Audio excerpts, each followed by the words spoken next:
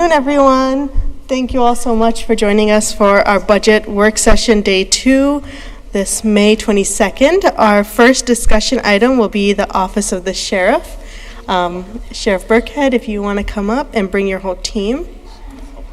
And then, do we have the clicker, Sean? It's there? Okay. Thank you.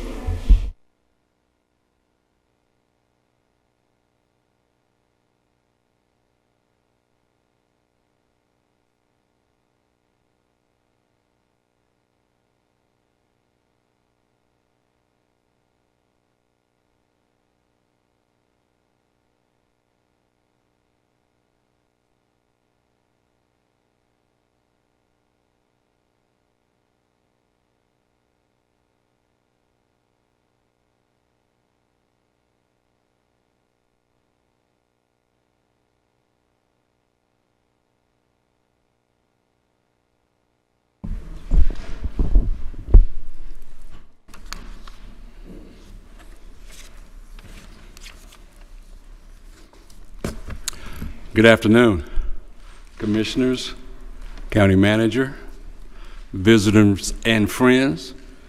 Clarence Burkhead, Durham County Sheriff. Before we jump into the budget, I think it's appropriate that I give you about 90 seconds of an update. We've had some interesting things going on, and so I'm going to ask Captain Carpenter, who is the commander over our Criminal Investigative Division, to give you an update on our recent homicide. Captain Carpenter. Good afternoon. I just want to give everybody an update. Unfortunately, last Thursday we had a homicide in the county off Red Mill Road. This homicide involved a mother and a son. We received the call earlier in the day as a disturbance, and then we received this, and then parties were separated. But unfortunately, the son came back and committed murder on his mother. And that's the second call we got back out on the scene. During our investigation, we were able to find out that the son had committed the murder and put out a bolo on him. I'm sure you saw it on the media. If located, please use caution. This week, we were able to locate the son and apprehend him without incident and get him incarcerated. So good outcome. Bad obviously situation, but a good outcome due to our investigation with our criminal investigation, our strike unit, and our narcotics unit. We were able to use good intel and locate him and get him apprehended without incident, and no one else was hurt. So it was a good outcome to a terrible situation. Thank you, Captain Carpenter. He's currently residing in my jail under no bond at this time for allegedly committing the murder. All right. And unfortunately, earlier this morning, we received a call for assistance from Chatham County. They were dealing with a situation where they were trying to serve some involuntary commitment papers. And again, it's a terrible situation that had a fairly decent outcome, but it points to us, the Durham County Sheriff's Office, being a regional provider. So when situations go bad in other jurisdictions, they look to us to be on standby. Captain Webster is going to give you just a snapshot of what happened this morning in Chatham County. Sheriff Burkhead, before we get to that one, I saw a couple of hands pop up. I saw Commissioner Jacobs, then Commissioner Burton, then Commissioner Valentine's hands pop up.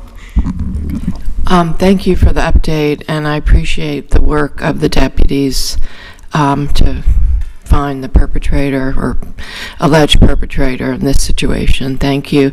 I was wondering, what are the general protocols when there is a situation that involves a history, which it seems like this situation was related to mental health and violence? How is there a certain protocol or assessment, or what is the process when there is a history involved? That's a great question, Commissioner. Unfortunately, we can't comment too much about the specifics of this case. We can't even confirm nor deny whether this individual is suffering from a mental health issue. All we can share right now is that a crime was committed. We've identified the perpetrator of that crime, and we subsequently apprehended him. If you're asking in general what our protocols are to respond to a homicide case, or are you asking something different? No, I meant in general, when there is a history.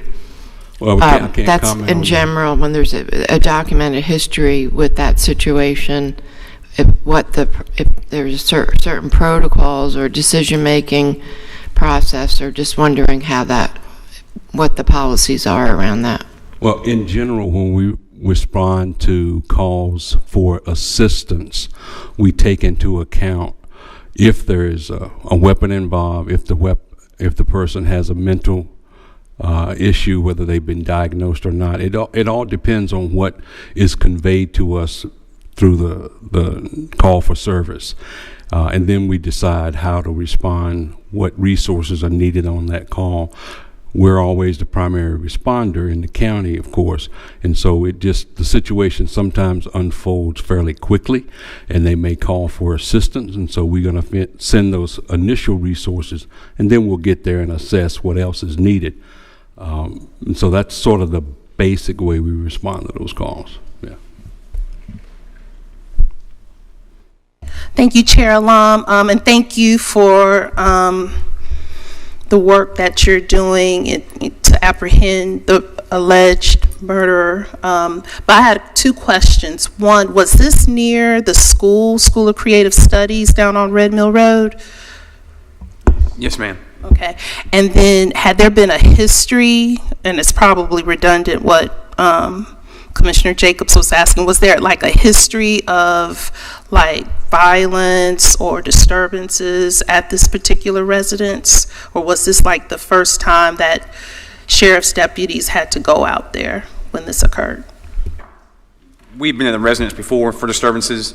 It's actually different people live in that house, so we've been there several times, but nothing this serious at all. Most of them have just been verbal altercations. All right, thank you. Thank you, Chair. Sheriff, thank you to you and your team for a swift response to an otherwise tragic incident in our community. And I'm not exactly sure whether or not you can answer this question, but I live in that particular part of the county, and I know for a short period of time that the alleged was in the community. Was he apprehended in the same community? Yes, sir. So he was, through intel and places that he had visited in the past, we had gone to those locations and made contact with them. So if they did come across him again, then they would let us know, and that's how we were able to apprehend him through the community. But yes, sir, he was still in the community. Thank you. Yeah, Commissioner Valentine, I appreciate your question. Yeah, this individual did not travel far, and the BOLO that we put out and the information and the relationships that we have in that community, you all might refer to them as CIs, the people who we built relationships with, really came forward and helped us identify this individual before he harmed himself or harm others, and that was really instrumental in the deputies being able to put together a location to safely apprehend him. So yeah.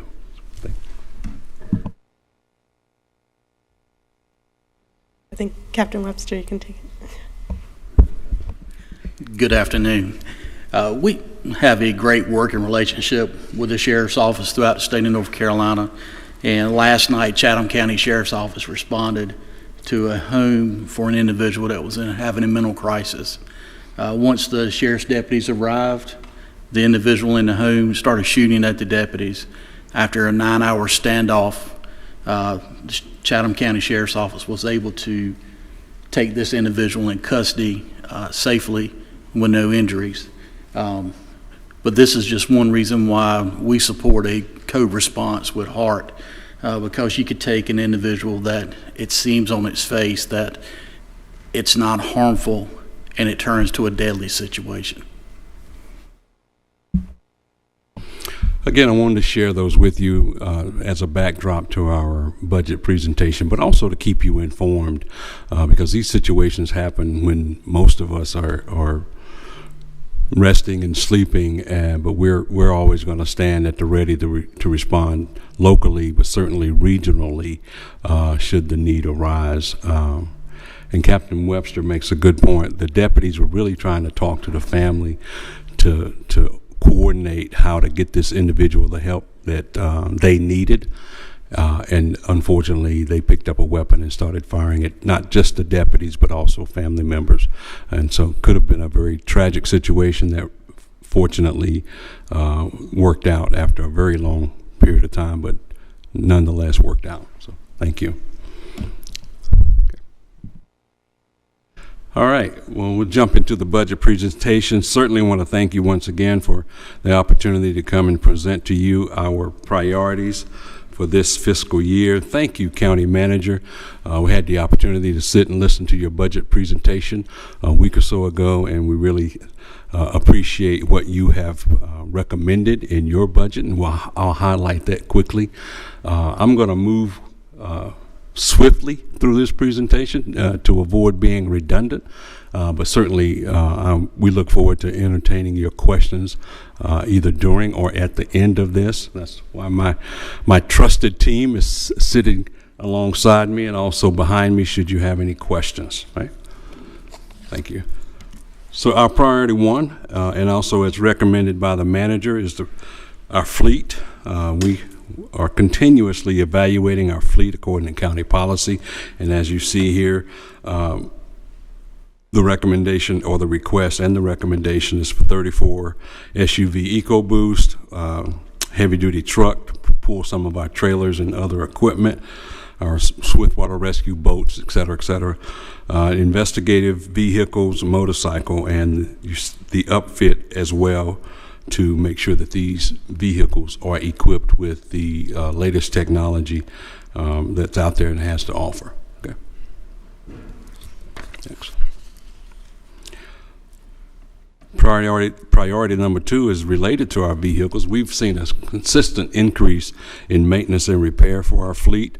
I think that's just a sign of the times, unfortunately. And to that end, the manager has also recommended the $343,200 to increase in our maintenance and repair budget. We've had to park vehicles because we simply ran out of money and could not get them repaired. So again, we are very appreciative of the manager's recommendation. Priority number three, you all know that we are not only growing all across Durham City, but we're growing across Durham County. And specifically, we're growing inside RTP. And for about 2 years, we've been in conversation with RTP, the foundation, the security partners there. And we are to a point now, and again, the manager recommended that we move forward with developing an annex. That's still under discussion, but in order for us to increase our service to RTP, we're asking for 5 new deputy positions that would create a new zone for RTP, paying attention to the hub and to the research areas, to the greenways, and better enabling us to service that area. And right now, we just can't do it with our current manpower, so we're requesting 5 new deputies specifically for the RTP location.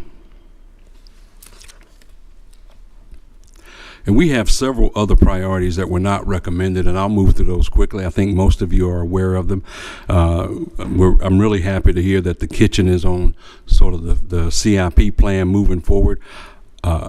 Our kitchen is in complete disrepair right now, and we are going to have to make a decision to address that issue because we're having to serve cold meals. We're not, in my opinion, not meeting the standard that we should be meeting to serve meals in our kitchen. And again, our kitchen is 24 hours a day, 7 days a week. We serve a minimum of 3 meals a day, snack and a snack. And our population today is how much? 443. So we've got to make sure that we have equipment to care for those individuals. And unfortunately, those who are housed in my facility are still some of the most violent individuals that we've apprehended. Next slide. And so we're constantly uncovering weapons that you see here listed, and so we are trying hard to identify an alternative funding source for to get these vests, and the manager has been amenable to us doing that, and so we're hopeful that we can outfit all of our detention officers with protective stab resistant vest, because as you can see there, most of these are either stab or puncture weapons that we encounter on a weekly basis in our facility. And as Captain Carpenter mentioned a moment ago, some of our investigative techniques rely on technology and also our relationships. You've seen this before. The Cellbrite is where we can utilize digital information, pulling it from phones. This is, again, not a funded initiative, but we want to make sure that you understand that moving forward, we will need assistance in getting some of the devices to help us continue to do the great work we're doing, and Cellbrite is one of them. Once again, it's time to replace uniforms. Our force is growing, even though we still have significant vacancies. We're graduating in our law enforcement academy in 3 weeks, and we recently graduated a detention academy, and trying to outfit those men and women in all the uniforms. Detention and LEO has, again, that cost has gone up quite a bit as well, and as our numbers continue to increase, we need to invest in uniforms, and we do have uniforms in inventory. So we try to recycle as much as we possibly can, but you all know everyone has a different body type. And so we want to make sure they have not only uniforms that look sharp and fit right, but also they have the protective gear that they need. Beyond Trust, again, a piece of technology that if you have any questions about any of what we're talking about now, I have individuals here that can answer those questions. But again, this is to help us in our IT. It makes us more efficient. Using the technology, law enforcement has changed so much over the last 10 years, and I've been in it for 40 years. You can imagine how much has changed in my tenure, but we rely heavily on technology, and Beyond Trust is one of those pieces of equipment that allows us to be cutting edge and modernize our communications, our archiving of our reports, helping deputies stay available in the field and not having to come back to the office and things like that. And so technology will remain a priority for the Sheriff's Office this fiscal year and years to come. And we're very appreciative that the training center was approved, but along with that, our training has increased, not only the mandated statewide training, but training that we've deemed appropriate for our men and women in the detention center as well as in the law enforcement ranks, that they need to receive additional training. We have been meeting the state mandates, of course, but there's other training out there that we'd like to offer to our members, just again to keep them sharp and keep them utilizing best practices and cutting edge training and technology out here. So I went through that quickly, and we are now prepared for questions. Thank you, Sheriff Burkhead, for your presentation. I'll start with Vice Chair Dr. Lee, and then Commissioner. Thank you for your presentation, Sheriff Burkhead. I have a couple of questions. One, with the vehicles and understanding how often are they supposed to be replaced? And the reason I ask that question is because our residents, when they look at this, they're thinking, why the large number of vehicles, things like that. So. Yeah, I'm going to bring Preston Edwards up to give you some specifics about our vehicle replacement schedule. That is the county schedule that we follow. So, Preston. Good afternoon, Commissioners, Madam Manager. Currently, we follow the county's policy as far as replacement vehicles. Currently, for our patrol vehicles, either 4 years old or 100,000 miles. And that's the primary two criteria that we use, age as well as mileage. And currently within the Durham County Sheriff's Office fleet, we have approximately 338 vehicles, and actually 50% of our vehicles, or 162 vehicles, meets the age requirement. So that alone meets that one requirement. But what we like to do to stay fiscally responsible, we like to look at age and mileage, and currently I would say 24% or 79 of our vehicles meet the requirements as far as immediate replacement. And our request is pretty conservative at 38 at this time. Thank you. And the other question I have is not kind of related to the vehicles. So the SUVs are now the standard. Am I not mistaken? Like what the industry standard? I remember they used to use the Chargers, right? And I guess they don't make those anymore.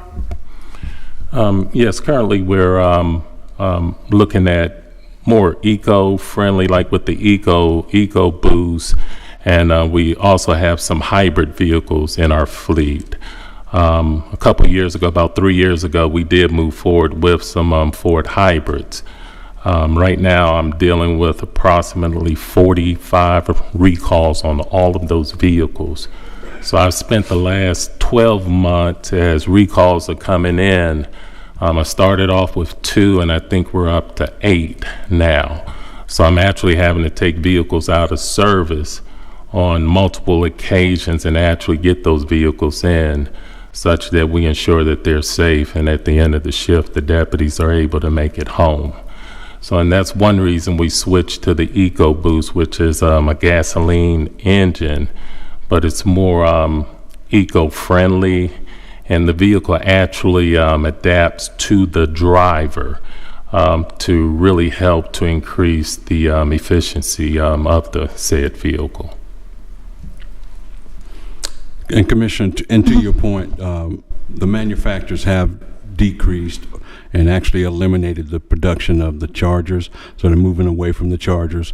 If you recall, for the last couple of years, we had to have a mixed fleet, some Chevys, some Chargers, some Fords, because of the production, and now that production has slowed even further, and I say we, nationally, law enforcement agencies are really trying to figure out what the next iteration of police-equipped vehicles would be, whether it's going to be a police interceptor through Chevrolet or through Ford. And to Preston's point, our Eco Boost is in line with the Green Initiative by the county, and so we started that probably 5 years ago when that vehicle first came on the market, and it's proven to be reliable. So we'd like to see Ford continue to produce that mini or mid-size SUV, which is eco-friendly. But right now, we just don't know. But yeah. And that's really all I have. I can ask the question offline, but just really being clear about the vehicles and making sure our residents understand about that. So thank you so much. All right, thank you all for this presentation. Actually, one of my questions was very similar to Commissioner Burton's about the fleet there. It was really about the number of vehicles that you all have. And Preston, I really appreciate you breaking down the age versus the miles and so forth. And if we're asking, well, on here it says 34. You mentioned 38, but it's about 10% of replacement. Will we expect that each year? About 10% replacement? Is that what the goal is? I would definitely say on average it runs probably, if you look at the history, it's traditionally about 12% of the fleet. And it was probably about 3 or 4 years ago, the fleet was cut in half due to just budgetary concerns and us being a good, steward of the people's monies. But we've never caught up from that particular cut 3 years ago. Okay, thank you. I appreciate that. And I see your priority 3 is about deputies for RTP. Was there any other ask for role or recommendations for sheriff's deputies outside of RTP?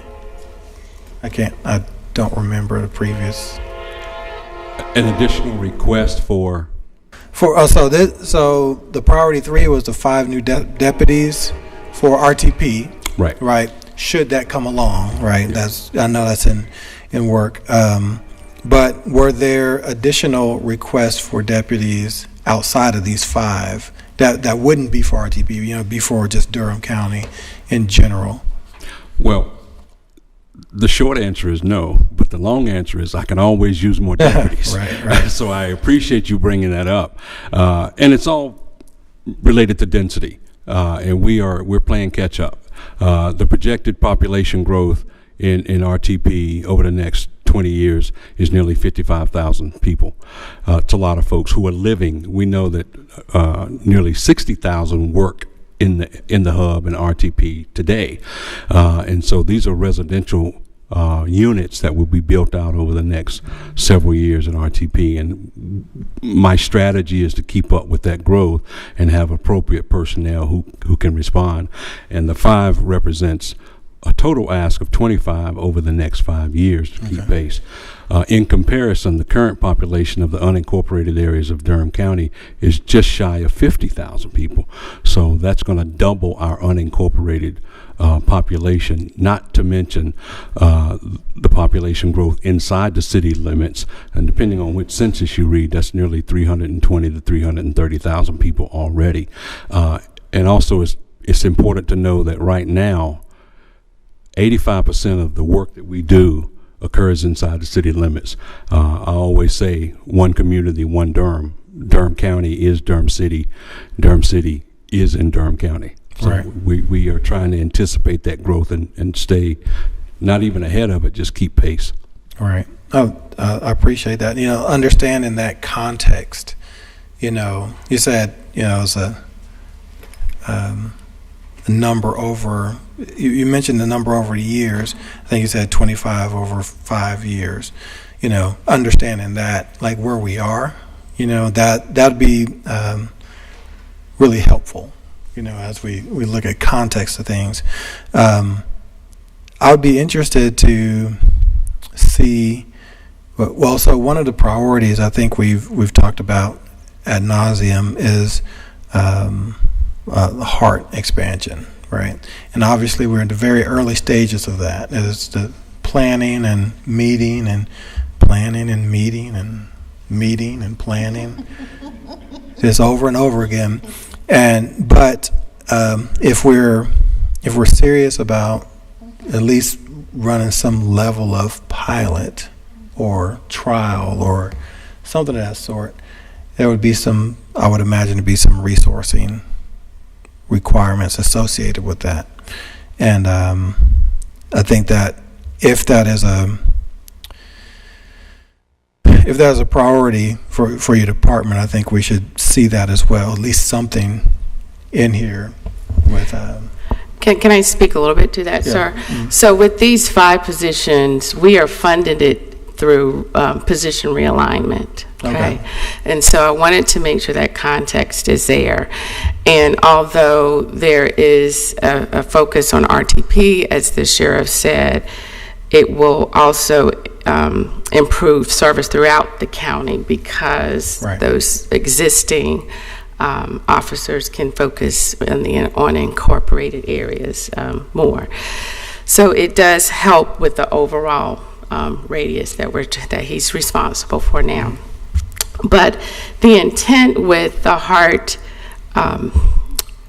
evaluation is when we come back to the board with the analytics and knowing what the data shows, we would at that time recommend the resource that's needed. And it may be a similar situation that we realign existing positions, or we would ask for a mid-year adjustment, and at times we do that. Right. Okay, thank you. I appreciate that, and that's just a friendly comment of, I think if we're asking, you to,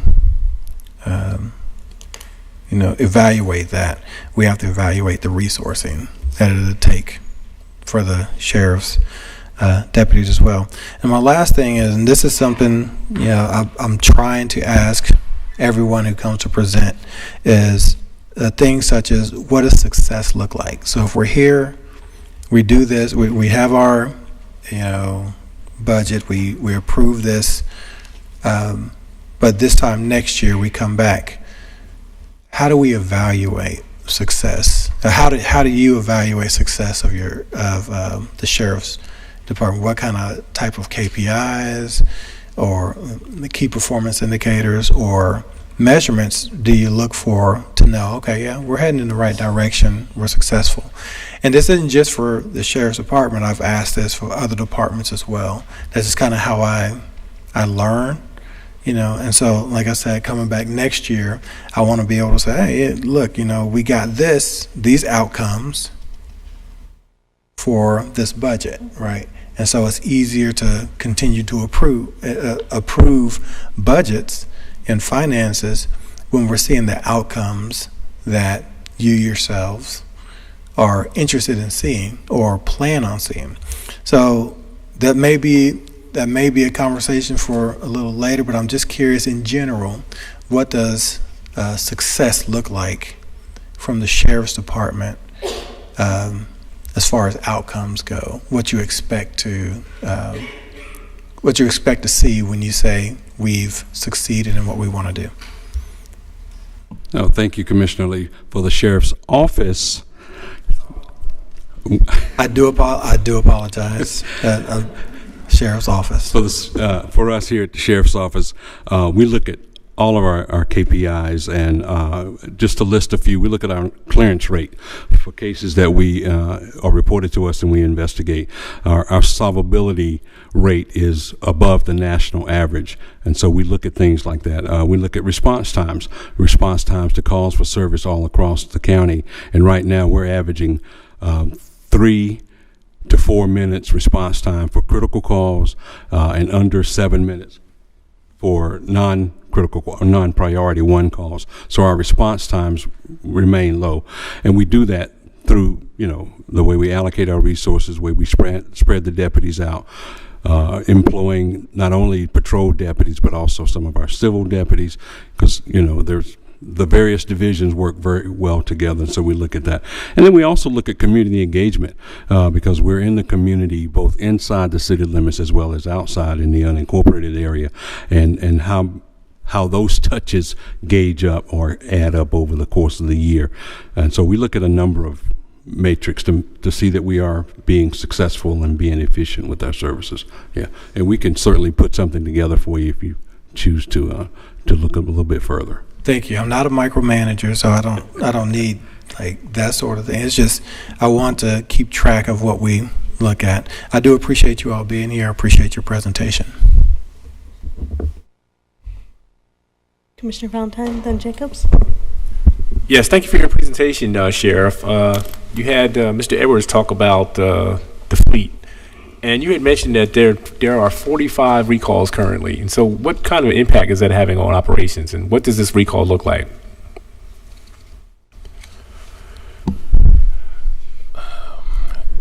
To get into some of the specifics, on the Ford Explorers, the rear axle bolts, there's probably about 6 bolts that's having to be replaced on primarily the EcoBoost, which is the electric gas combination.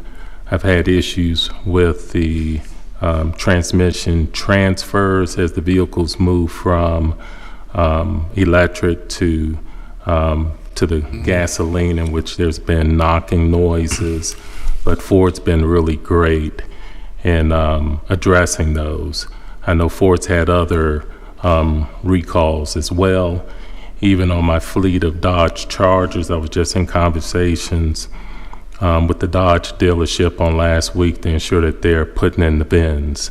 So in addition to the Fords, I do have probably recalls on about possibly about 90 to 100 of the Dodge Chargers.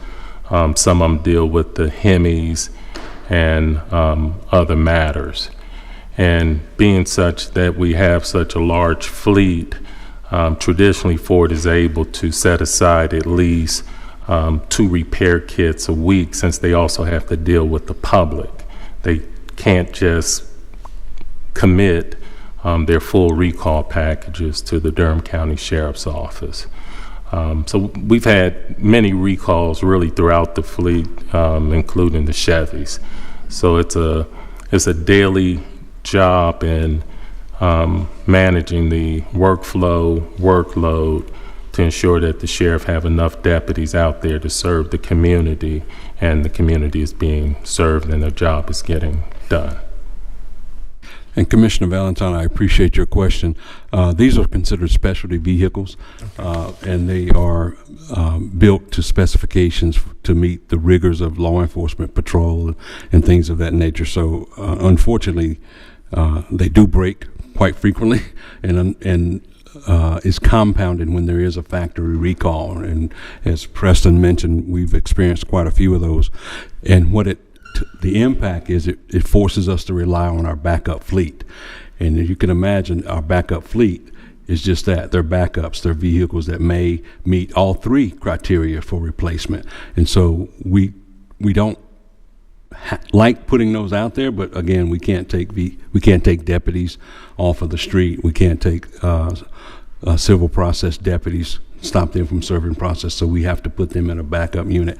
That unit may not be fully equipped with all the equipment that our priority 1 cars, our patrol vehicles would have. And so to me, that it doesn't lessen the service, but it creates a little bit of risk involved for a deputy to be out in a substandard vehicle. And so we work really hard to keep our fleet up. And actually, the number could be higher if we strictly followed the county's policy, but we work with Motrio and her team to be reasonable when we come and ask for these requests. But like 74% of our fleet has met at least one of the criteria to be replaced, and so we try to extend the life of those vehicles, again, to be reasonable when we come to the board. Yeah. So you had also, Sheriff, talked about not really putting a personnel request in as such, but we know that there are shortages in the detention center, and so that's a concern that we all have for the safety of the officers, for the quality of services inside of the jail, and certainly the board would like to work on you with that. What sort of initiatives do we have in place to sort of address some of the shortages that I know probably keep you up at night in the detention center?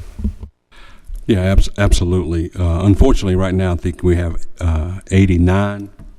Where's my Captain Ellaby is going to come up and help answer this question, but we have 89 vacancies in the detention center. And as far as it relates to recruitment, I think we have a very good and robust recruitment strategy.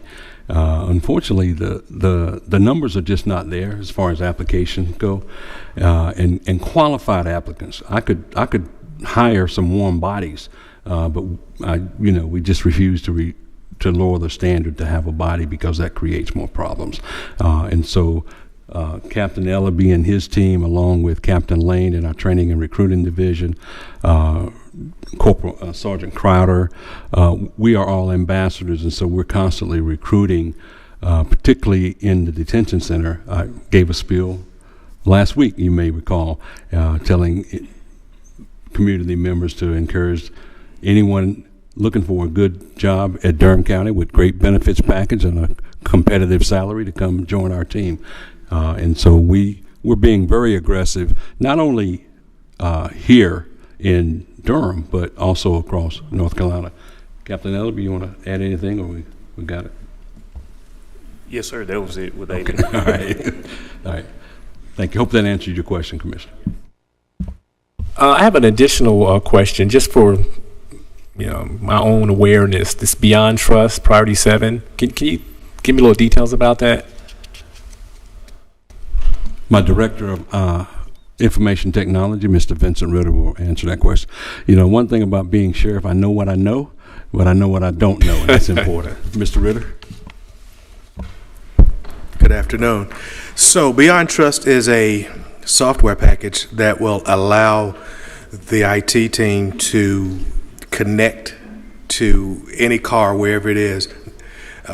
They can be up in North Durham or Roxborough, wherever, and if they have a problem with their laptop, or I can't get to something, or I need some help, we can connect securely to that vehicle without them coming back into the office.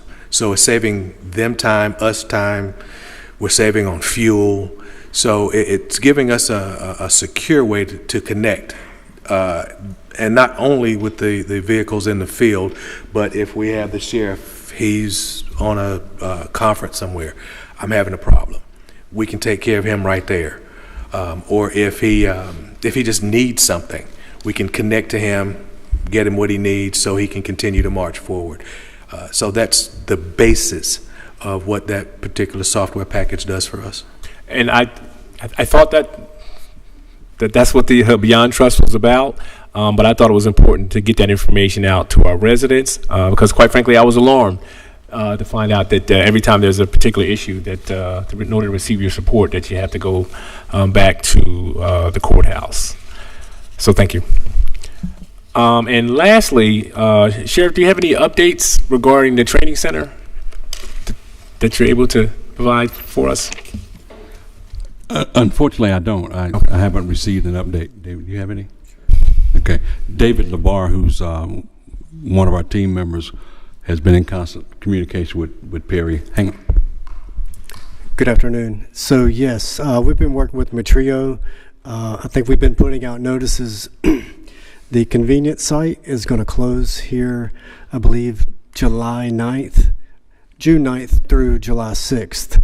And what that will do will require us to start building in that permanent road to start moving in materials back and forth. So that's the next step. No, sir. Yeah, we don't have a solid timeline, so we've been meeting, or David's been meeting to discuss with him, so I haven't received any official updates, and I don't have a timeline yet. Yeah, so we're assuming somewhere between 18 to 24 months. Thank you. Well, thank you so much for this information and for all of your staff for being here. I have a few follow-up questions from what some of my colleagues have asked.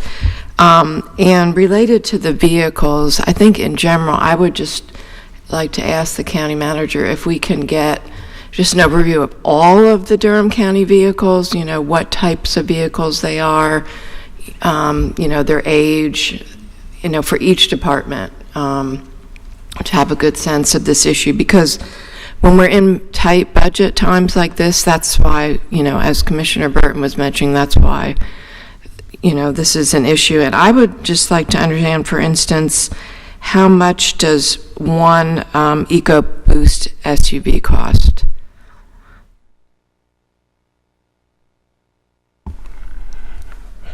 Currently, from the pricing of last year, the actual cost is about $46,000, and that's a vehicle that's pretty much stripped, in which you don't have a console. It's a pretty bare vehicle, and you know, at any time, you know, with the sheriff's permission, if you like to see how one of those vehicles look, I'll be, you know, more than happy to show you, because I do have some that I could actually show you, because it's pretty much a bare vehicle, no frills, but it does have the upgraded struts, tires, braking systems, and things like that that the ordinary citizen wouldn't see.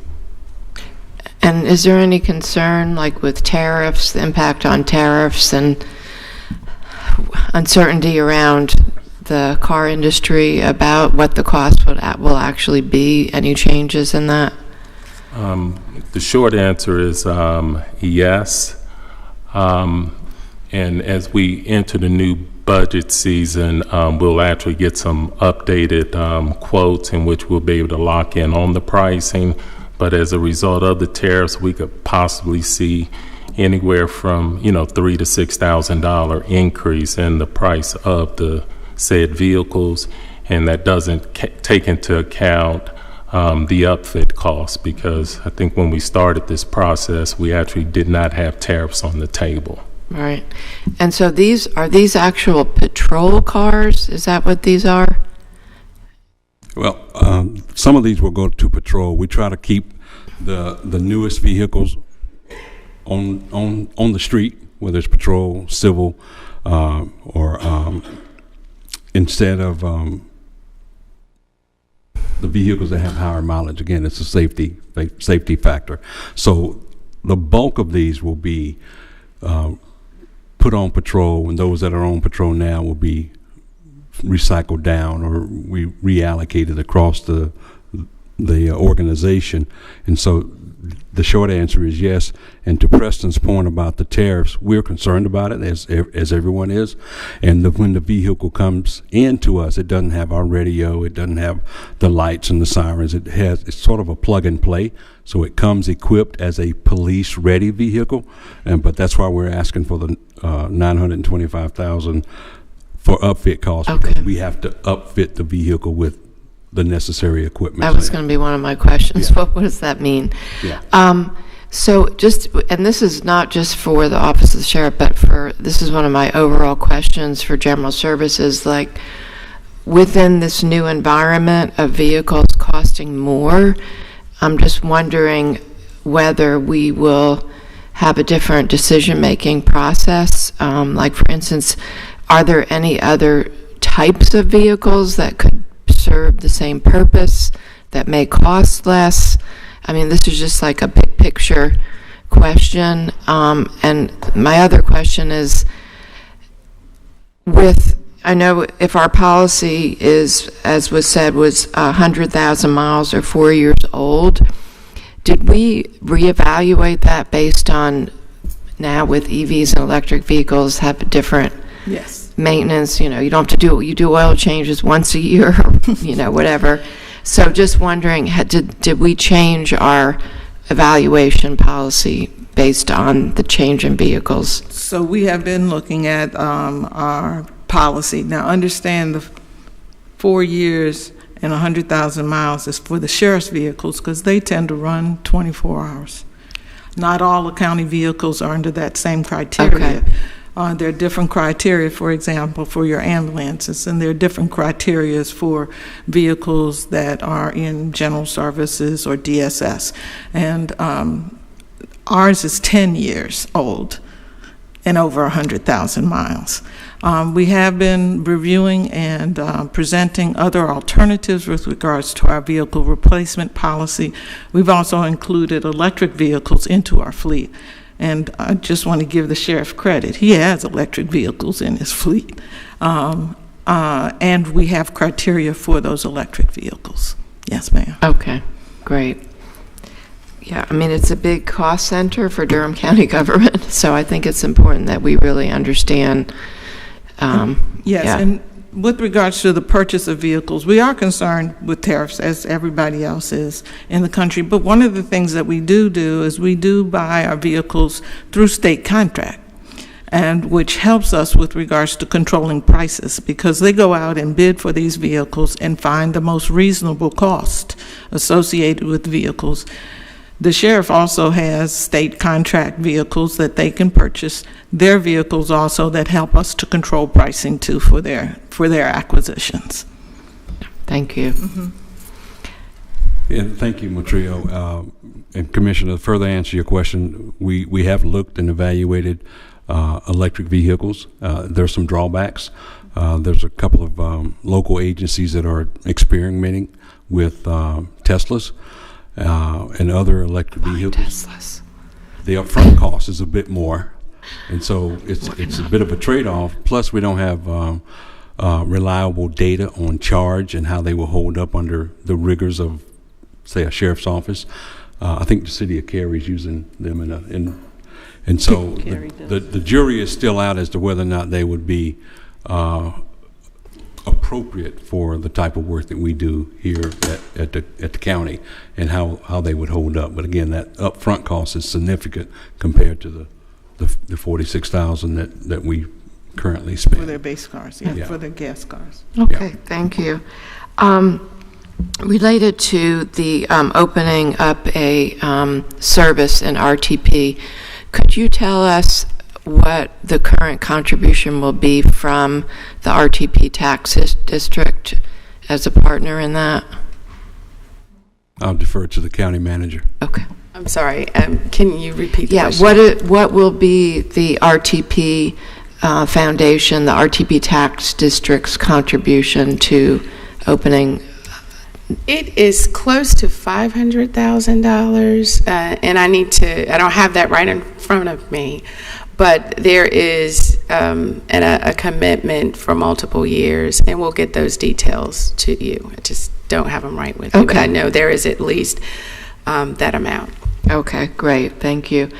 And regarding the issue with in the detention center cafeteria, I think, have we had some items related? Yes, I guess it was about a month and a half ago, we did an item related to the cafeteria, yes. Okay, will that be addressing some of these issues? Yes, ma'am. Okay. And I think he noted that there was a capital improvement project, so it's acknowledged that we did that one. And I think, isn't there in our agenda for Tuesday night something around security?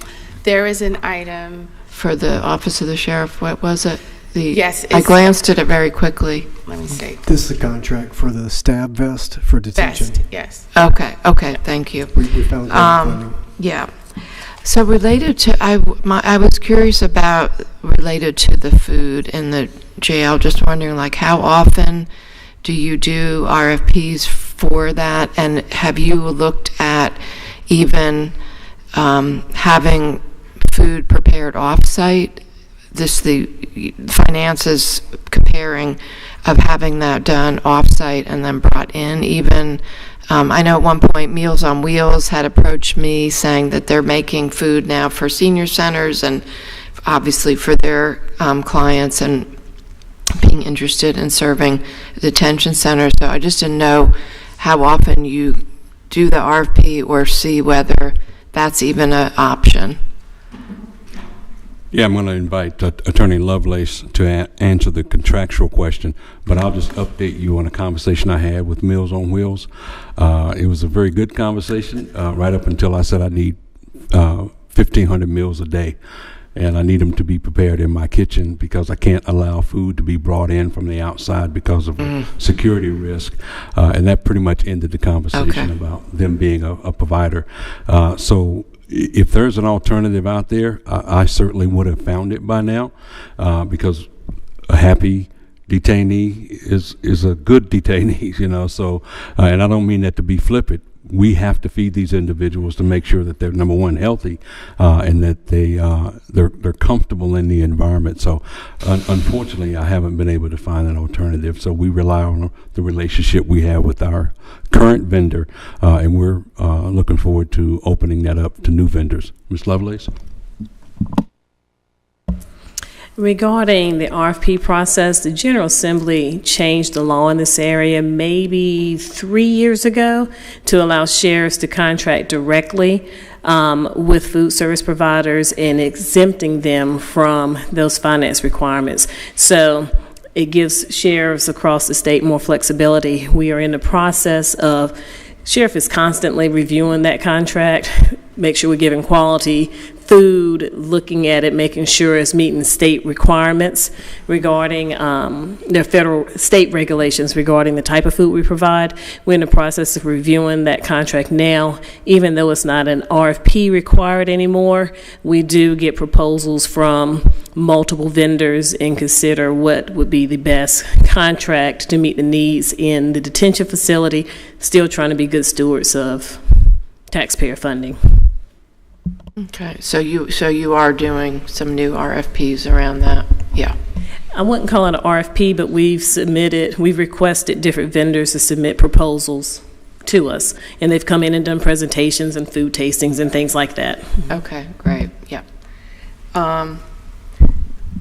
Yeah, and obviously that is a priority for us to make sure that there is a functioning kitchen and we can get the best quality of food in the detention center for everybody. And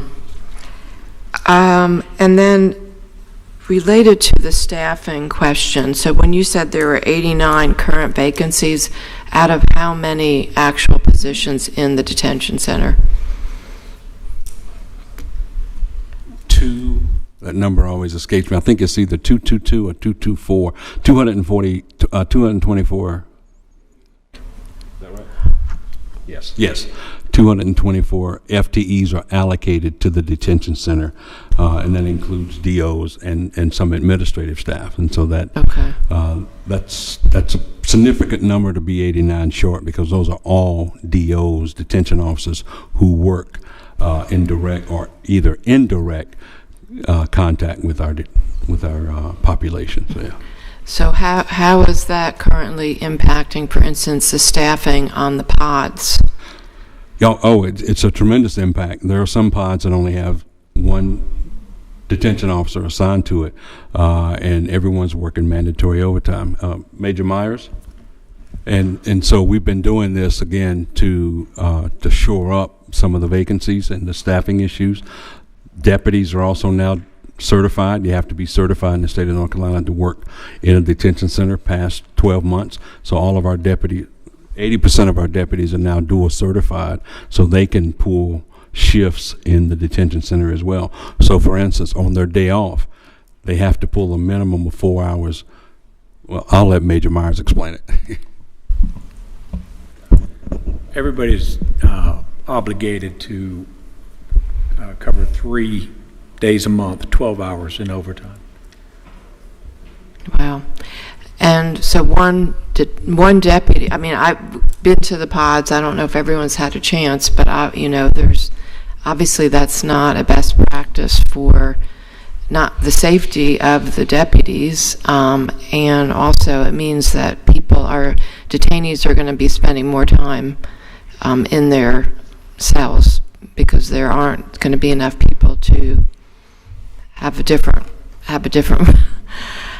otherwise, I assume. I'm just assuming, but I would imagine in terms of the operations in the jail. Well, it's not an ideal practice. You're right. Best practices would be a bit generous, but it's not an ideal practice to have 48 detainees with one detention officer assigned to the pod. We also have a rover that can check in and out. But the bottom line is, you're correct. We need to continue to recruit and hire some qualified candidates to work in our facility. Again, deputies are working in the jail. They have now the capacity and the certifications to work in there, because I am concerned about their safety. And that's why I shared that slide with you, with all the shanks and the weapons that are being fashioned inside the jail. So very concerned about the safety of the detention officers as well as the inmates. What we've seen over the past 4 years, post-COVID, is we've seen an increase of assaults on inmate on detention officer, and it's just, and again, those who are housed in my jail are the violent offenders. Very few individuals are housed in my jail for misdemeanors. And so most of the people in my jail, I think, Ms. Lovelace, the numbers awaiting trial for serious is north of 40%. It's more than that. Our individuals are sitting in my jail awaiting trial for Part 1 crimes: rape, robbery, murder, aggravated assault, arson, kidnapping. Unfortunately, those are the folks that are in my jail. I think it would be really helpful for us to get data around how long people have been waiting.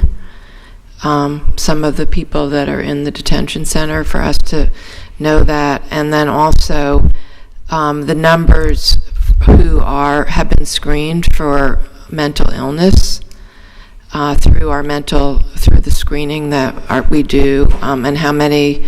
I know we have a mental health pod, so I mean, my brain is going, and I'm thinking, well, how are we able to keep up our level of service with things like the mental health pod? How is this impacting the STAR program? How is this even impacting MAT program? And we used to have a GED program, so some of the, our FIT program, just all of these programs that really depend on staffing. How are these Justice Services Department programs being impacted? So I think it would be helpful for us to see those numbers of where we're at now, and any other data that you think would be important for us to know. Are there other things that come to mind for you? And I think for that one, would it be okay if Yeah. we get, Yes. if you send that in a list and then maybe Burkhead can respond? Yeah, So and also maybe just collect wondering, those. are there other data that you think that we should be asking for or looking at related to the detention center? Yeah, we can get you the hard numbers. I can give you a list of folks who end their stay in my jail. That's actually on our website, but we can drill down and give it to you in raw form. Some of that data will overlap with the district attorney's office and their data, but all of the services that we offer are continuing to be offered. Mental health, MAT, a STAR program. We work closely with Justice Services. All of those programs are still running. We're just having to pull folks from other areas to make sure that they run. We're about to offer another round of GED classes. We did a survey last month to gauge how many individuals were interested. I think we had 68 individuals who are interested in enrolling in our GED program. So that, again, that's a partnership that we work closely with our partners to make sure we provide. So the services haven't stopped. We've just had to be creative with fulfilling them and continuing to offer them.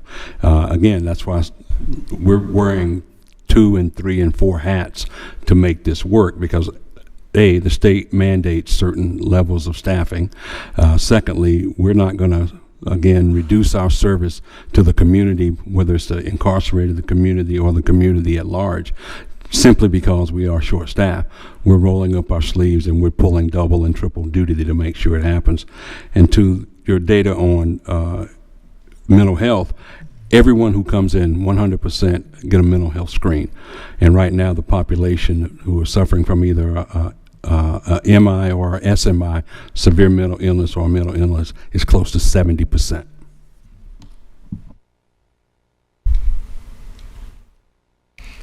Thank you. Thank you so much. I'm going to come back to you, but I have some questions.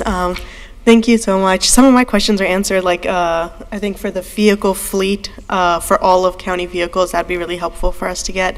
And wondering, and this is not just for the sheriff's office, but just like going into the conversations about we're expecting, what is it, June 1st, that vehicle costs are just going to shoot up for everyone because of the tariffs. Of should we be revisiting? I think like the 100,000 mile criteria is understandable, but like the 4-year requirement, should we revisit that to for all county vehicles, because it is every 4 years can tend to be costly.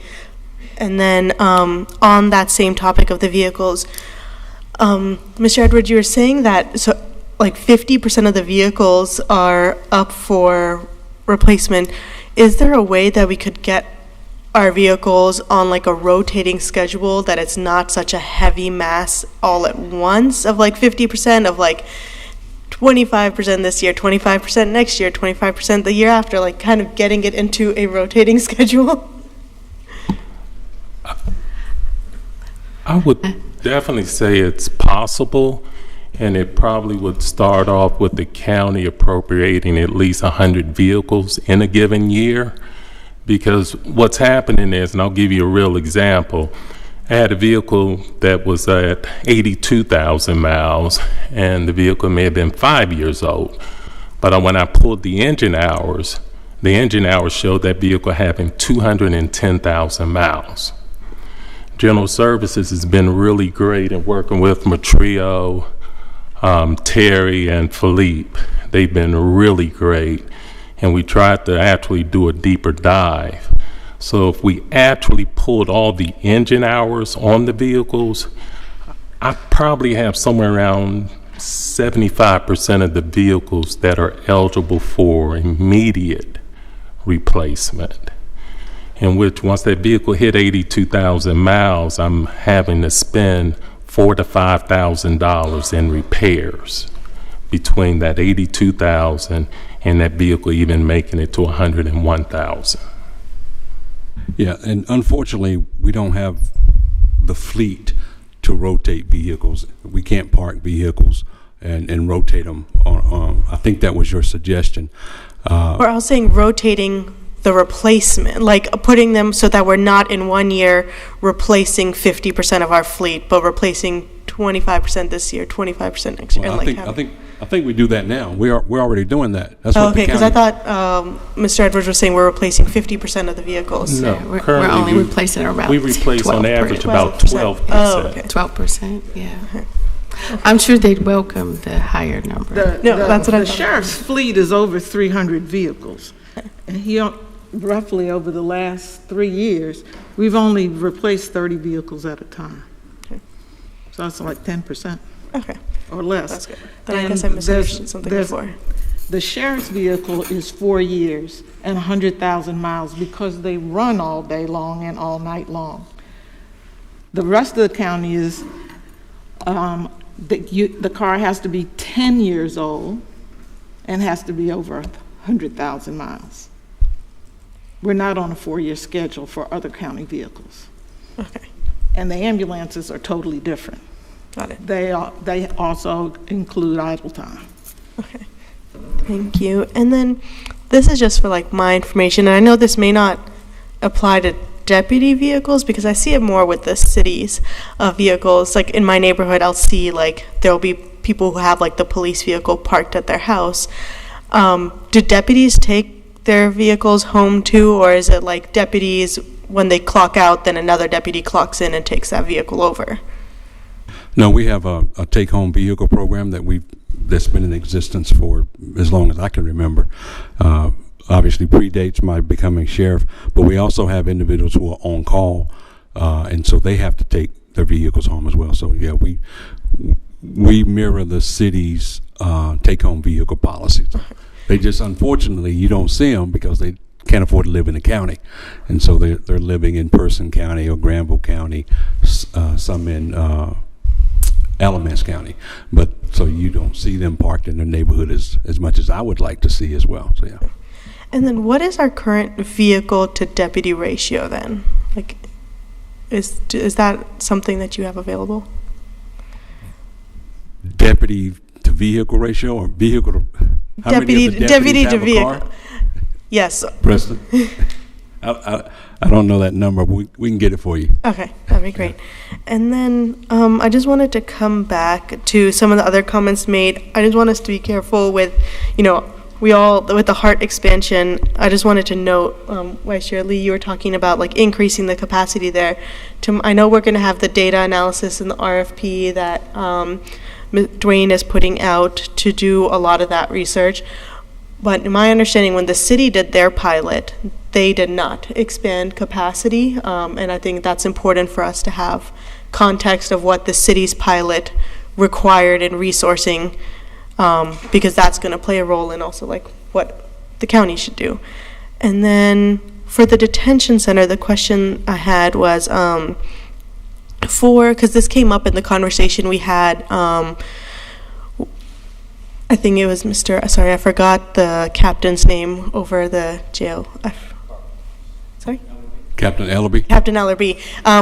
It had come up in a conversation that he was at also about the mental health and resources and support for resource officers within the detention officers within the jail also. And so wondering what programs are there for the detention officers? Is there any? I'm sorry, I didn't understand the question. Like for the detention officers, because it was in the conversation we were talking about like the mental health and well-being of the people who are detained in the jail, but also the mental health and well-being of the detention officers who do face, unfortunately, attacks within the jail, of what resources there are to help them. Okay, thank you for the clarification. Absolutely. We certainly take advantage of all the county resources for employee assistance program. We also have our in-house officer wellness and safety program led by Lieutenant Anthony Sharp, and we have peer support within that, counseling, internal and external resources available for the men and women who not only work in the detention center but on the law enforcement side as well. So yes, we do. One of the recent conferences I attended was in Anaheim, California, to talk about our Officer Safety and Wellness Program with the International Association of Chiefs of Police. We're part of a study run by the National Police and Corrections Institute. So we presented alongside a couple of PhDs and a chief of police from South Dakota, talking about our program that we're developing and how we're focusing on the safety and the wellness of the men and women who serve in various capacities. So again, we're sort of leading the way, not only in North Carolina, but across the country in those initiatives. And I'm very proud of the work that Lieutenant Sharp is currently doing to make sure our people are taken care of. Yeah. That is good to know. Thank you. Commissioner Burton?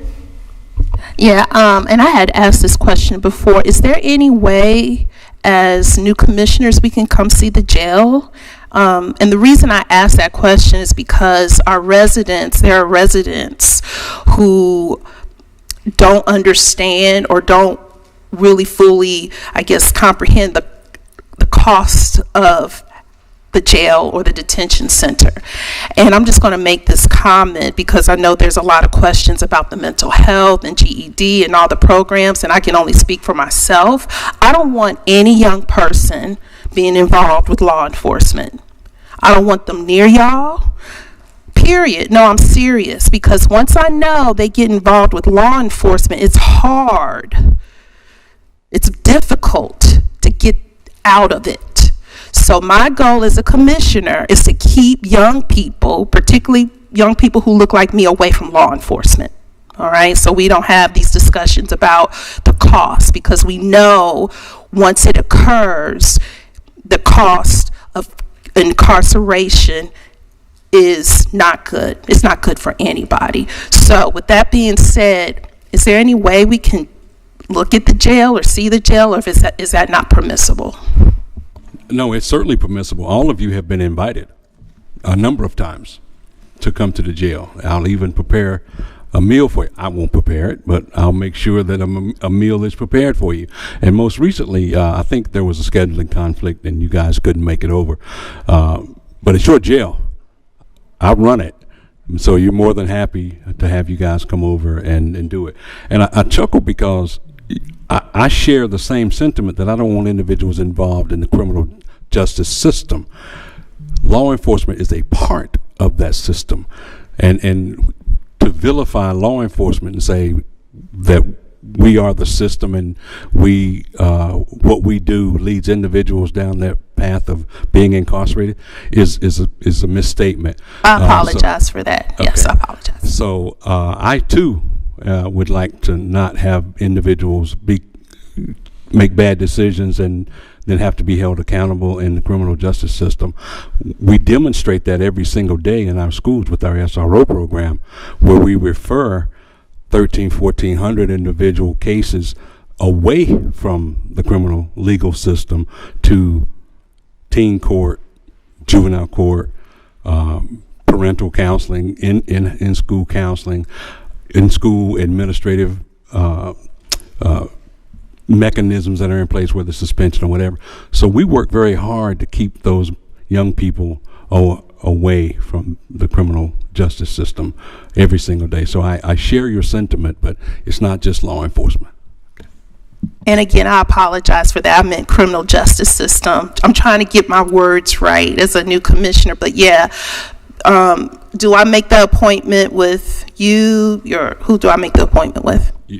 Yeah, you can certainly reach out to me and let me know when you as an individual commissioner would like to come over, or you can invite everyone to come over and my staff will certainly accommodate it and give you a full tour. We'll even invite you to work a half a shift which is what the deputies work, so you can be in the pod and see how things flow when we pass out medication, when we respond to calls for mental health, or when we serve meals. We're starting at 5 in the morning, and then again, we'll show you the whole thing. Just let me know when you want to come over. Thank you. And Commissioner Burton will coordinate with the clerk to see some scheduling challenge. Sometimes it's tricky, but the sheriff is very accommodating.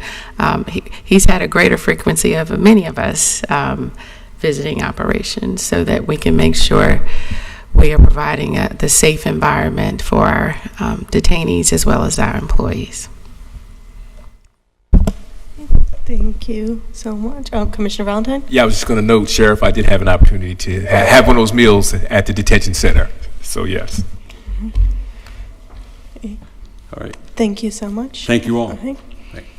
Then I want to just make a note of time. We have 3 presentations left, and we're scheduled to get through here at 5. So the presentations are short, but let's try to consolidate our comments and questions to get to the questions for our staff. The next presentation is Office of Emergency Services with our Director of EMS, Lockhart. Good afternoon, Commissioners. Dwayne Brinson, Assistant County Manager. As they're making their way up, the next couple presentations are from some additional public safety departments, emergency services and youth home. These areas are always of utmost importance, and with the growing population, the different dynamics that we're having in these areas, we're excited to tell you how we're addressing those challenges, how we're growing as departments. Director Lockhart, I'll turn it over to you. Thank you very much, ACM Brinson. Commissioners, Madam Manager, Madam Attorney, good afternoon. My name is Mark Lockhart. I'm the Director of the Office of Emergency Services. I'm joined today by Tracy DeShazo, our Senior Administrative Officer, and Mr. Mark Ferguson, our Business Operations Officer. We're happy to be here today to discuss with you our budget request. Our current department highlights. Our fleet modernization program is ongoing. It really just kind of kicked off this year with the receipt of 5 new Braun Liberty ambulances that were placed in service in January.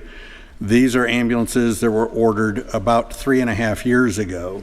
If you may recall from previous discussions, the ambulance industry is still recovering from COVID and supply chain issues.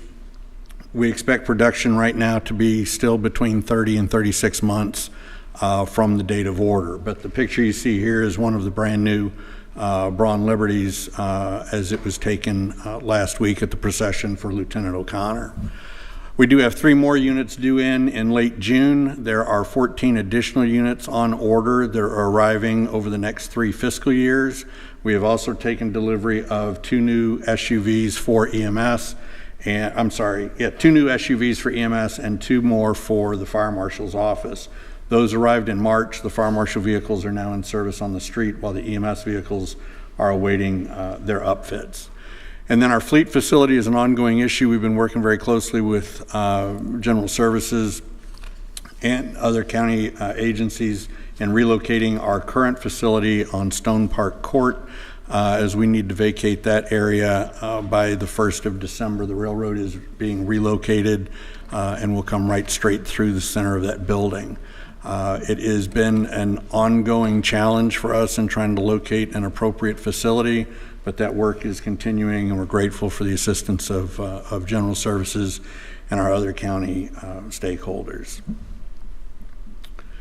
Our communications modernization project is underway as well. If you recall, we came to you, I believe, last fall with a unusual budget request in that we needed some additional funding in order to replace portable radios for the Office of Emergency Services, the Sheriff's Office, Public Health, Durham Public Schools, and Durham Technical Community College. You all very graciously approved that request, and those radios are now in. We are in the process of preparing to get those radios programmed and out onto the street. These radios will allow for continued interoperability between our public safety agencies, and it meets the state mandate for the time division multiple access capability, and that deadline is July 1. This new technology, these new radios allow radios to also operate off of cell towers when the radio signal may be weak in a particular area. And these radios can be updated via wireless technology, which will reduce the anticipated times that we have to actually touch these radios in order to update them or upgrade them. OES workload continues to increase. Our business operations team is dealing with increased fleet expenses, increased costs at the dealerships, as well as dealing with our financial reporting and the impact of the Medicaid tailored plan, which has impacted our overall revenue. Our emergency management team is busy monitoring potential threats, which appear to be on the increase to Durham, which required some additional planning and building of resources for our resiliency as a community. In EMS, we continue to see a 2 to 3% increase in call volume annually. We've had a 16% increase since FY21 and a 24.7% increase since FY18. We are now holding low priority calls on a daily basis that constitutes about 5% of our overall call volume each week. In fire prevention, our building inspections have increased. I'm happy to report that our high hazard areas have been inspected. We're beginning to catch up on the statute schedule as well as the list of inspections that are required under statute. The blasting issue, which we have discussed with you previously, remains a work in progress as we continue to work with the City of Durham Fire Department in addressing that issue. Director Lockhart, yes, would sir. you mind taking a few seconds and explaining the tailored plan? There was some discussion at the last work session about revenues, and this is one of those items that was implemented July 1st of 24, and it's really affecting revenue, and it's a little beyond our control, but I wanted you to take a minute and just explain what that is and how it's affecting what we're getting in Durham County. Absolutely, and so we get the best information possible. I'm going to allow Mrs. DeShazo to address that. Thank you so much. So the North Carolina Medicaid Transformation Program has undergone a significant change. With those changes, we have the introduction of the standard plans as well as the tailored plans. And what's important to note here is that the standard plans emerge from the actual transformation initiative, and they manage the MCO plans. However, the tailored plans came about, like ACM Brinson said, July the 1st of 2024. And these plans also include what's in the standard plans as well. These changes has had a significant impact on our revenues due to the way the complexities of the billings are structured. However, it is not isolated to Durham County EMS. It is not isolated to Durham County as a whole. And this is what we know. We have about 30,000 billable trips. By the time we finish the end of the fiscal year, we'll be in upwards of 36,000 billable trips. Those billable trips that are within our tailored plans equal approximately 2,183 trips. By the time we finish FY26, we're projecting that it should be 2,600 trips.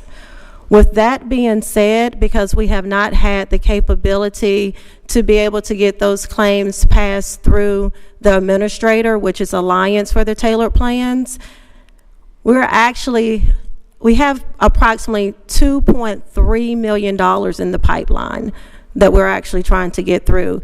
And that's why we are seeing a decline or a shortage in our current revenues. But there's good news, because as soon as we can get everything worked out with the tailored plans, get our contract through, and they begin to process our claims, even though we're seeing a shortfall in FY25, we're hopeful that perhaps we'll be able to see these funds in FY26. But that's the reason why we're having a decline in our revenue due to the tailored plans. And commissioners, as I shared, we're going to do a deep dive on all components of this and come back to the board and give even further information. It is, as she shared, a challenge that EMS programs across the state are managing. Thanks.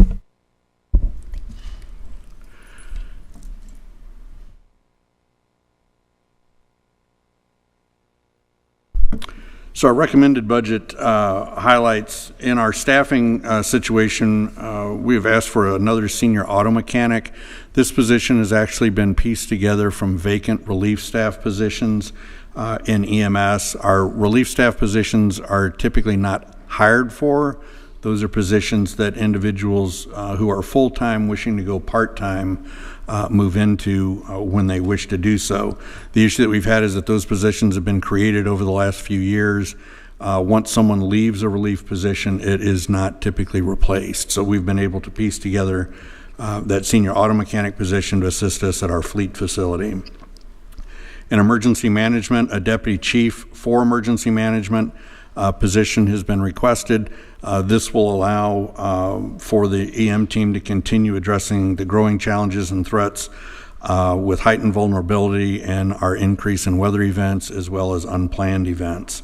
The current staffing with emergency management does not allow us to meet all of the regulatory and statutory demands or the day-to-day workload of that function. In our EMS team, additional transport units are needed to address increasing call volumes and to provide for timely and efficient care, resulting in improved patient outcomes. We'll talk about call volume and response times here in just a minute, but the 12 requested positions, 6 EMTs and 6 paramedics, would staff 1 additional unit 24 hours a day. I know vehicles were a topic with the Sheriff's Office, and it's a continuing concern for OES as well. We have requested 5 replacement ambulances. And again, those are on a 30 to 36 month delivery time frame. So even if we order today, it would be probably late 2028, early 29 before those vehicles would actually be delivered to us. Excuse me. We have 3 EMS replacement SUVs, quick response vehicles, and 1 fire prevention / fire marshal replacement SUV in there as well. When we talk about the replacement of the vehicles and on the ambulances, with the 5 recommended in this year's budget, assuming they would be approved, we will have replaced 33 of the existing 37 ambulances in the fleet by fiscal year 2029. We estimate, based on call volume and projected population growth and call volume increase, we need a fleet of 40 ambulances to allow for proper fleet maintenance, fleet rotation, and to account for reserve units based on our current call volume and staffing. We anticipate needing an additional number of FTEs, including the 12 recommended in this year's budget, over the next 2 to 3 years just to meet our current call volume as it stands today. We also believe that an additional 5 to 8 ambulances would be needed with additional staffing, in order to meet the increased demands in the community. We are currently exploring alternative staffing options to be able to manage the projected call volume. Our current staffing model is not sustainable in the long term, and projected community growth and development must be matched by increased resources and staffing in the Office of Emergency Services. Commissioner Jacobs, I know you had asked some questions about call volume and response times a few months ago, and I'm happy to share with you today that we've had quite a bit of data to pour over, but as we've looked back over the last 4 fiscal years and projected for this fiscal year, these are responses. In the red, you see our classification of emergent or emergency calls. Blue is non-emergency, and green is the total incidents that are recorded. This is based on the dispatch classification. So it may be dispatched as an emergency call, but it may not necessarily be an emergency call once the crews arrive on the scene. I mention that to you only in that there can be a difference sometimes, and as you see here, we run a higher volume of emergent calls. We're trying to parse out then what those same calls look like as far as transports to the hospital. Are they transported emergency or non-emergency? What I would point out to you here is that we continue to see this 2 to 3% increase in our call volume each year. And as you can see, there's a concurrent increase with the number of emergency calls that were being handled. As I mentioned earlier, we're holding about 4 to 5% of our calls weekly for an average of 31 minutes. The range on that is 5 minutes to most recently 2 hours and 14 minutes. This holding of calls requires additional staff time, and monitoring those held calls when units become available to respond to them, and then releasing the held calls to be dispatched. As far as response times go, as an industry, EMS is moving away from response times and looking more toward improved patient outcomes as a key indicator of system performance. Obviously, in some cases, response times contribute significantly to improved patient outcomes, such as cardiac arrest, significant trauma, or stroke. As you can see here, our average response time with calls over the last couple of years has fluctuated from 9.5 to just over 10 minutes. We have continued to creep toward that 10-minute mark. We've crossed that now for the second time in 5 years, with the 90% response time average remaining above 16 minutes for the last 3 years. And that is again trending upward again this year. We have reduced lights and siren response to some calls. Those that are dispatched as non-emergent are handled without lights and siren. Those that are dispatched as emergent then obviously generate a lights and siren response. And here you can see on our emergent responses, our average response time has hovered around the 8-minute mark, while the 90% has hovered closer to the 13-minute mark. We typically have looked at 9 minutes or less on average as a performance measure. 9 minutes or less 90% of the time with our current capacity just is not possible, as you can see. We don't hit that on a 90% average. We're happy to answer any questions you may have.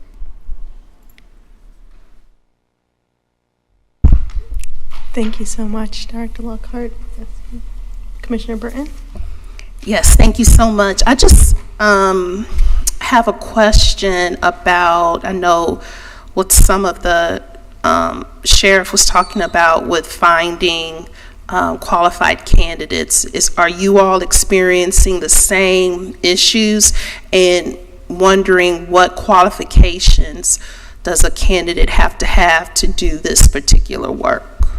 So as far as EMS goes, yes, we are having that same difficulty. The impact of COVID is still being felt when the educational programs were shut down. They finally are getting back to capacity, graduating students primarily in May. There are some programs that graduate in December at the paramedic level. At the EMT level, it's usually a May and December graduation time frame. Right now we're running 3 academies a year. We have a February academy, a June, and a September, October. It sometimes fluctuates. Typically our February and June academies, we have better luck with recruitment there because programs are just finishing. The September, the fall academy can be a little bit of a challenge because you got folks who are getting ready to graduate, but they don't have that certification yet. So we do not hire folks unless they have that certification already. There are a number of good programs in the area and across the state.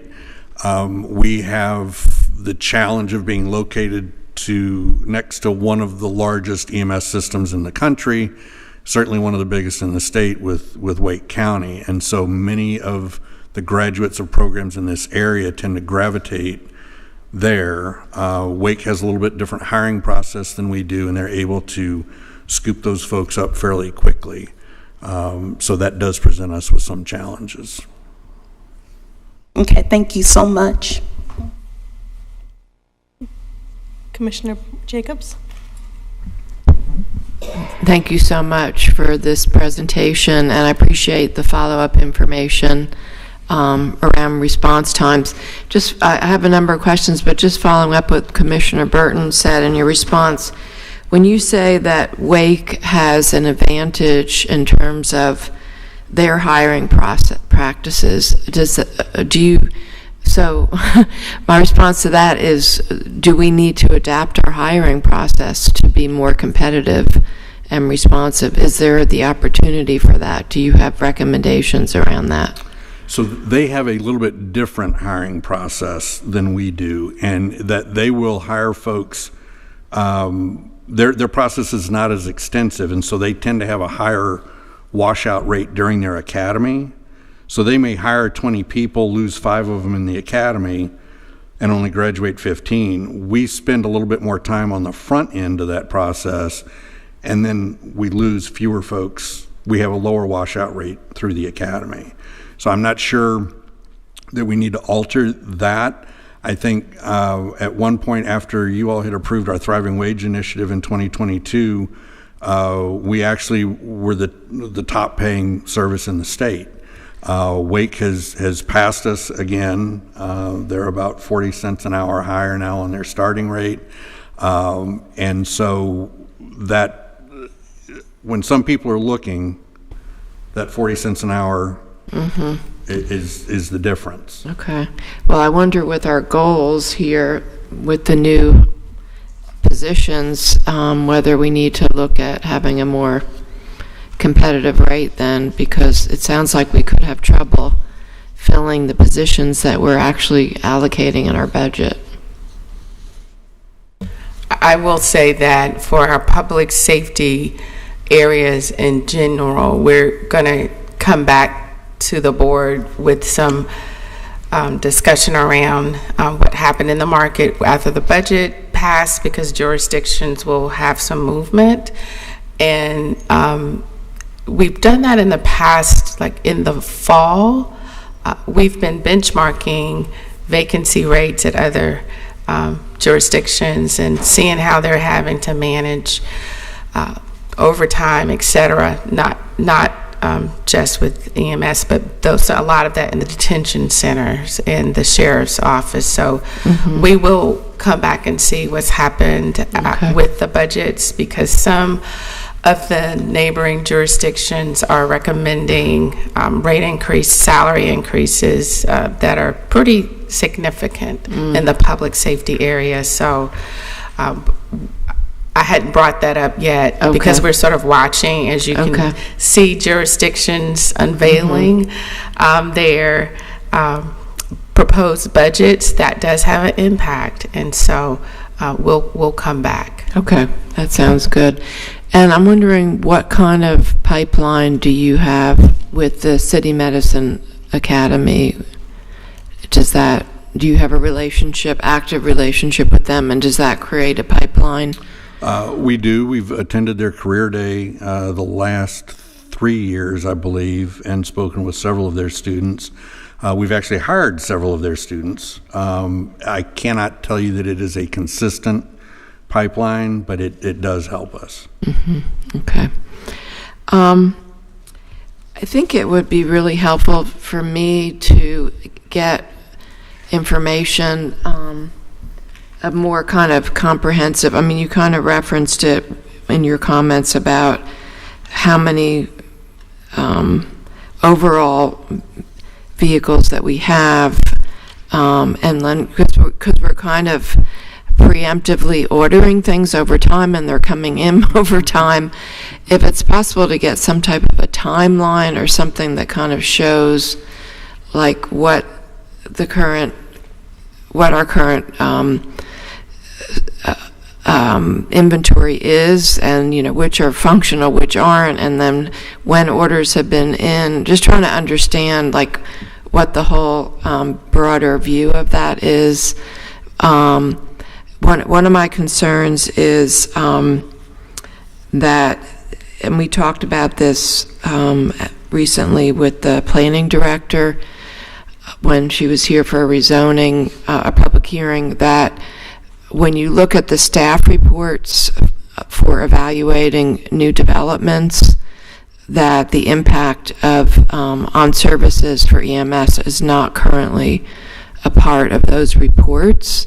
So, what these are significant expenses related to purchasing these vehicles and increasing staff, and there's nothing more important than an EMS response. Everyone, if they're calling 911 because they have an emergency in that situation, everyone is going to want somebody to be coming.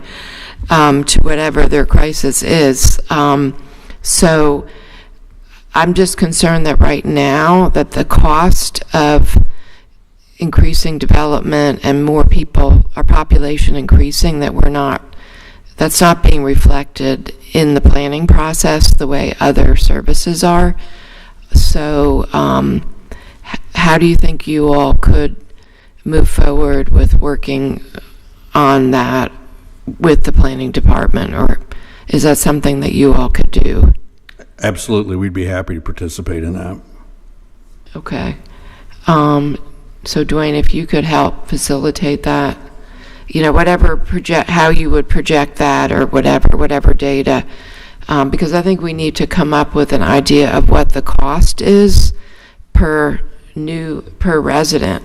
We do that with the schools, per student, but I think we really need to have an idea of that and honestly, even for all of our first responders, for fire and also for the Office of the Sheriff. Okay, thank you.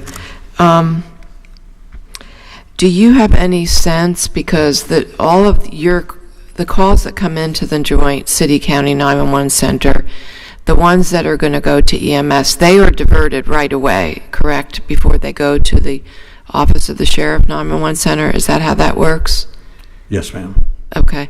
Do you know if there has been any benefit to you all related to the HEART program and having calls diverted to HEART rather than coming to you all? I would like to say yes. If you ask me for data to support that, I don't have specific data to demonstrate where we certainly haven't seen a drop in our call volume because of that. I suspect we have probably seen a drop in our behavioral health related calls, with those calls being diverted through HEART. We just don't have really solid data to be able to show you what exactly that impact is or how to measure it. Would there be any way to do that? No? We're working on that. Okay, that would be great to know, because I would imagine that is happening. And the other thing is, we haven't talked about the community paramedicine program, but that's like another one of those small but mighty efforts. And if you could share as a follow-up information about the community paramedicine program, because I know they are the folks that are doing home visits to people.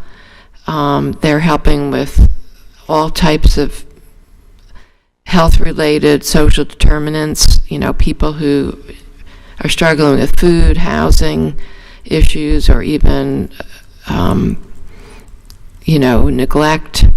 And then our post-overdose response team, if you could share that data, those folks who were helping with overdoses on site, inducting people, offering them medication-assisted treatment, because that's also, I wonder how that impacts your numbers as well.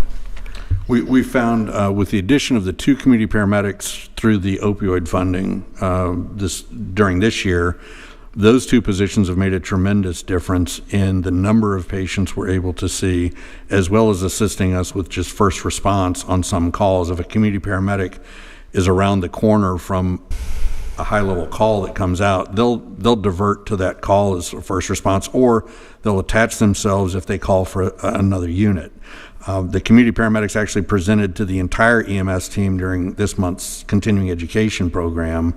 We've seen a significant increase in the level of interest of our field staff wanting to either ride with the community paramedics to find out more about what they do, or in some cases they've said, hey, if you guys need some help, I'd be willing to fill in as a community paramedic. So that program is at the cusp, I think, of being able to not just increase its impact, but increase the number of folks who are involved in it. Awesome. Thank you. Thank you, Commissioner Jacobs. Commissioner Valentine? Yes, thank you, Chair. Ms. Lockhart, thank you for your presentation, and thank you for pointing out to our residents that there's been some movement with regard to the to the building inspections, school inspections, and also that important issue around blasting. And so I hear about these things a lot in the community. The price of these ambulances is quite extensive. And so for about $500,000, what does the life cycle look like? That's a relative question, and it's relative to a number of different things. In general, under the county's current replacement schedule, we're looking at, and I know Motria will correct me if I'm wrong, but I believe it's 8 years and 150,000 miles. And so as we look at road miles, we look at road miles, but we also look at engine hours, as you heard the sheriff's office explain, because your engine hours, when a unit is idling on the scene, that adds to your wear and tear on the engine. Right now, our intent is for the new ambulances coming in, we would like for them to spend about 5 to 6 years in frontline service and then kind of be rotated to reserve status. One of the things we had brought to the board with the purchase of these new ambulances is that we would consider remounting. So you have the chassis and you have the box. You can take the box off and put another chassis under it, and you're good to go for another 5 or 6 years.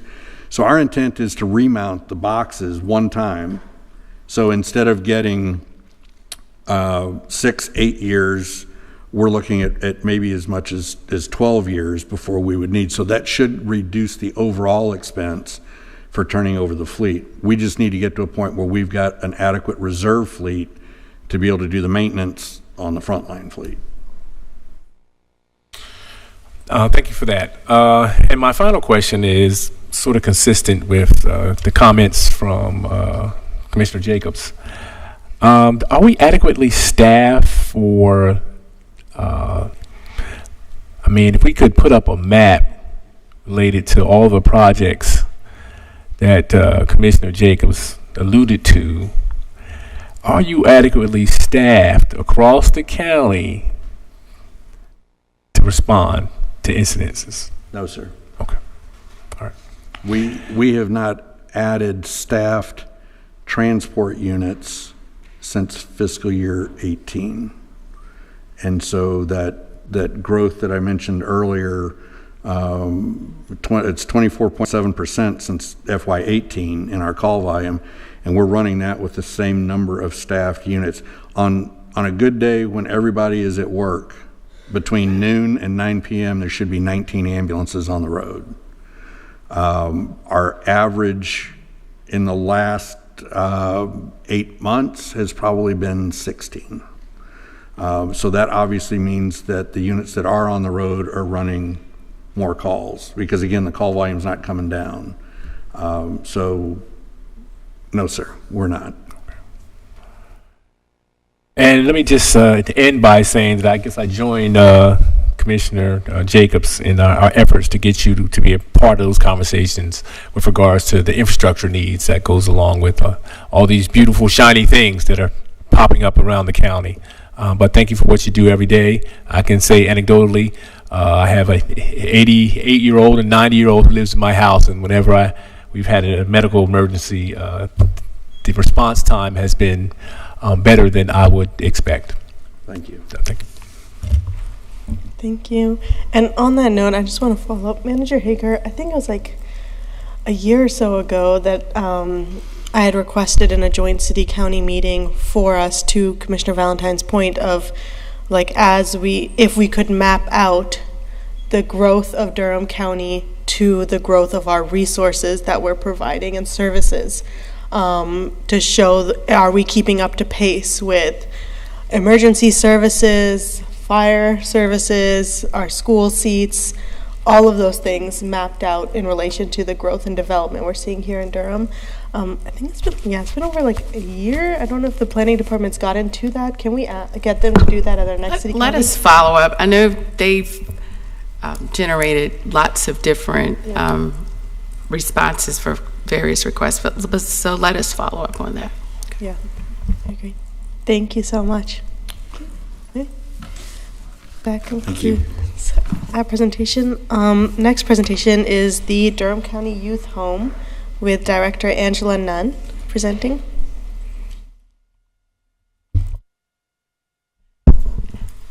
And commissioners, as Ms. Nunn is coming up, we're also coordinating site visits to the youth home as well. Monica is, will coordinate those times.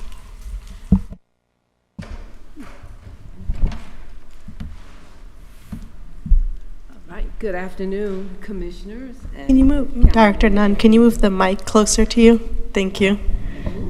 Okay. You can bend it towards your, yeah. Okay. Thank you. Got you. Oh, and I have the clicker.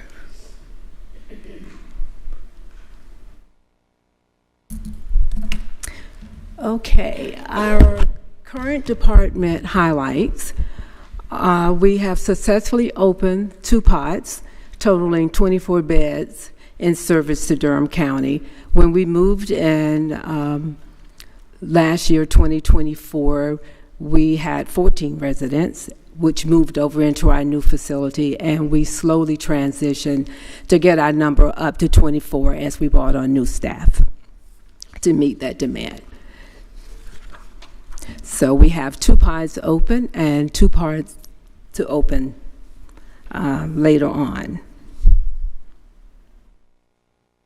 Our current department highlights. The new youth home received LEED Platinum certification this past April. And just to give you a little bit of information about what that means, that is the highest level of recognition for LEED rating system. It has exceptional sustainability performance across various criteria. There are 5 criteria that we had to meet for LEED Platinum certification. That's energy efficiency, water efficiency, indoor environmental quality air, natural